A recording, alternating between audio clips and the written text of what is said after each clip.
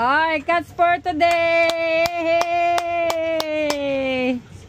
Galing ni Bryce T. Siya yung panalo ngayon, guys.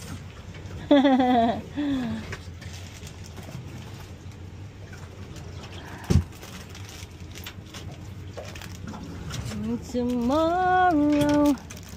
Yan, wala naman lagyan nata. Ayan. Kain lang kayo ng banana cake. Ayun, may huli na.